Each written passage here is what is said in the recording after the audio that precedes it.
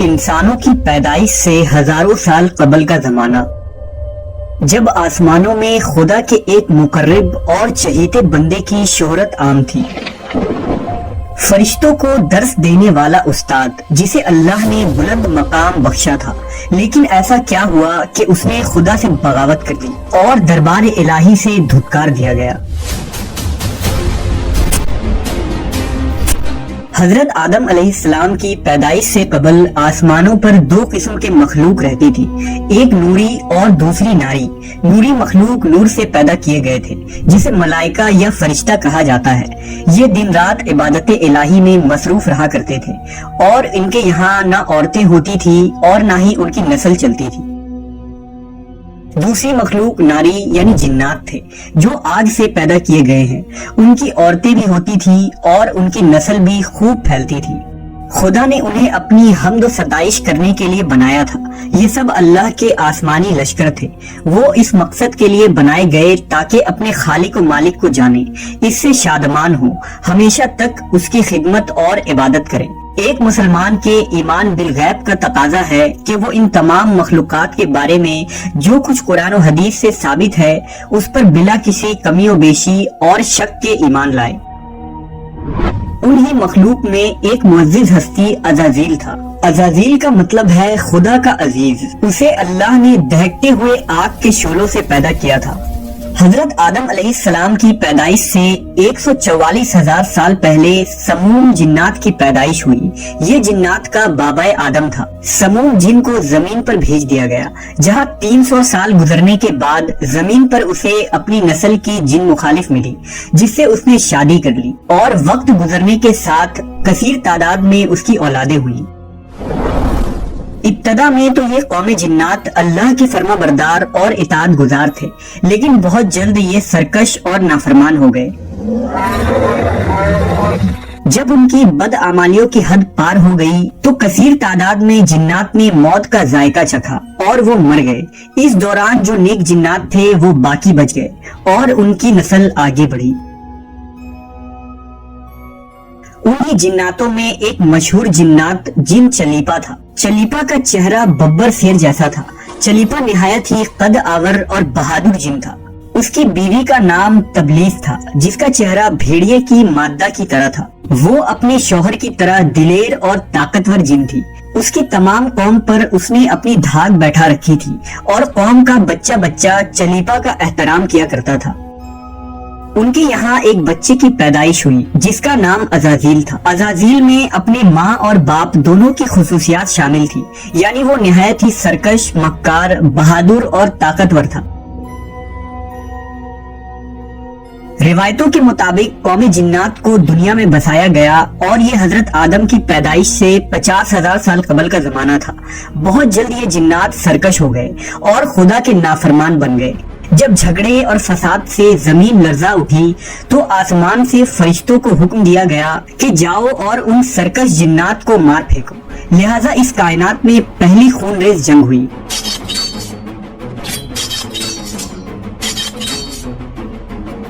جس میں عزازیل کے ماں باپ یعنی چلیپا اور تبلیس نے بڑی بہادری سے جنگ کی، لیکن فرشتے ان پر غالب آ گئے۔ فرشتوں کا وار ان جناتوں پر اس طرح پڑتا کہ وہ اشک کھا کر گر پڑتے۔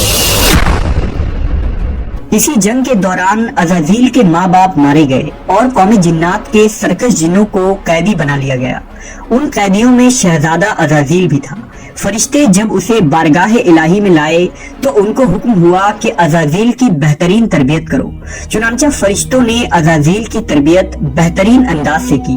عبادت، ریاضت کے طریقے اور آداب سکھائے گئے۔ اس طرح وہ بہت جلد اللہ کا مقرب ترین بندہ بن گیا۔ ایک وقت ایسا آیا کہ عزازیل اللہ کا سب سے چہیتا، عبادت گزار، ریاضت کرنے والا اور زاہد بندہ تھا، جس میں اس کا کوئی ثانی نہ تھا۔ حکمت و دانشوری میں بھی اسے کمال حاصل تھا۔ عزازیل اپنی عبادت و ریاضت کی وجہ سے اس درجے تک پہنچ چکا تھا کہ اسے فرشتوں کا معلم مقرر کر دیا گیا اور آسمان والے اسے عابد کہہ کر پکارنے لگے۔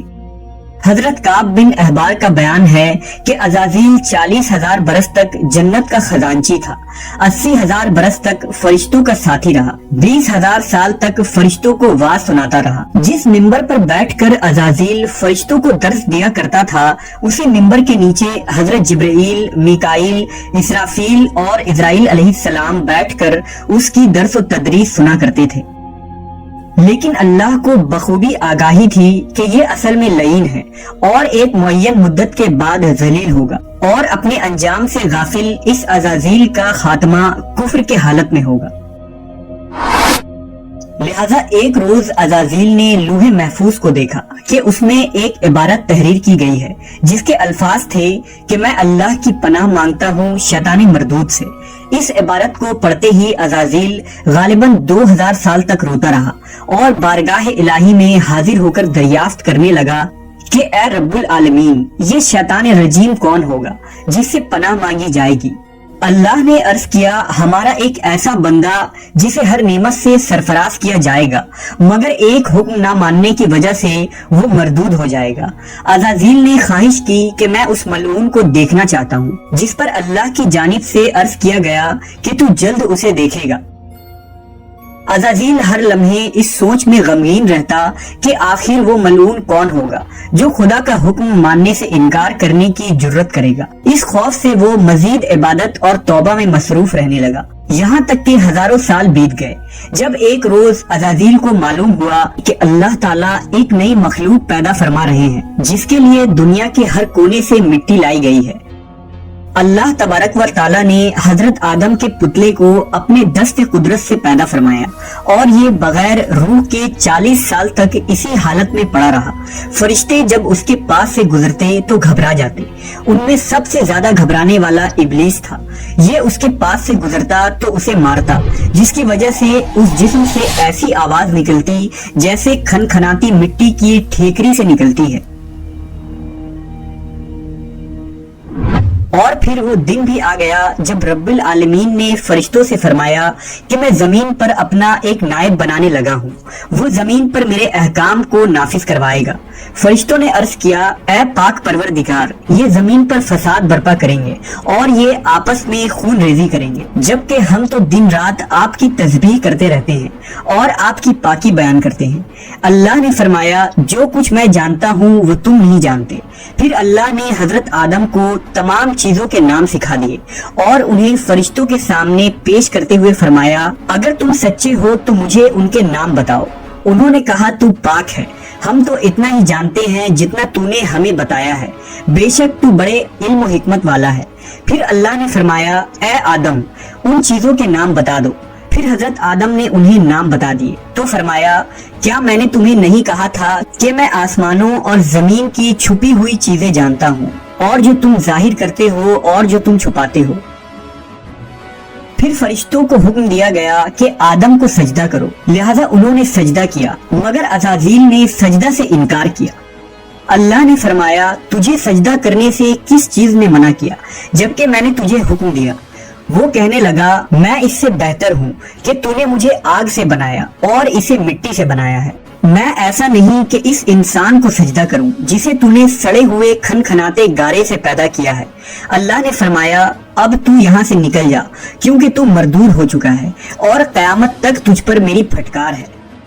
عزازیل نے کہا، اے میرے رب، مجھے روز محشر تک کی مہلت دے دے۔ فرمایا، جا، میں نے تجھے متعین وقت کے دن تک مہلت دے دی۔ اس نے کہا، مجھے تیری عزت کی قسم، میں ان سب کو یقیناً بہکاؤں گا، ان پر حملہ کروں گا، ان کے آگے سے بھی اور پیچھے سے بھی، اور ان کے دائیں جانب سے بھی اور بائیں جانب سے بھی، اور آپ ان میں سے اکثر کو شکر گزار نہیں پائیں گے۔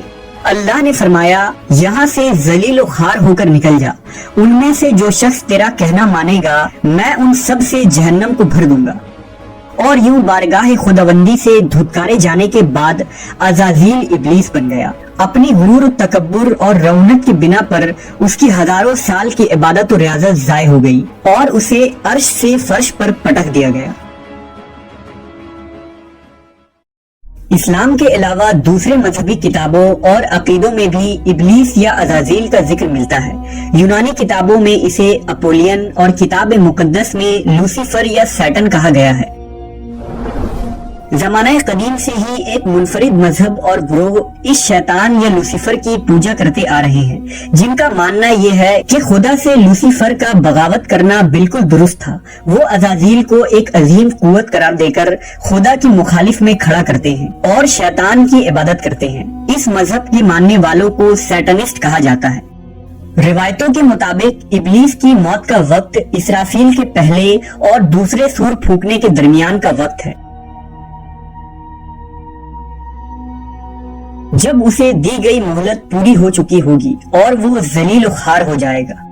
قرآن مجید کے مطابق روز حشر خدا کے فیصلے کے بعد ابلیس اپنے پیروکاروں سے اعلان برات کرتے ہوئے کہے گا کہ تم اپنے گناہوں کے خود ذمہ دار ہو۔ نیز وہ کہے گا کہ خدا نے تمہیں سچا وعدہ دیا تھا اور میں نے جو وعدہ تمہیں دیا تھا میں اس کی مخالفت کرتا ہوں۔ مجھے تم پر کسی قسم کا کوئی تسلط حاصل نہیں تھا سوائے اس کے کہ میں نے تمہیں بلایا اور تم نے میری پکار پر لبیک کہا۔ بس مجھے ملامت نہ کرو، اپنے آپ کو ملامت کرو۔ اب میں تمہارا فریاد رس نہیں ہوں اور نہ تم میری فریاد رس ہو سکتے ہو۔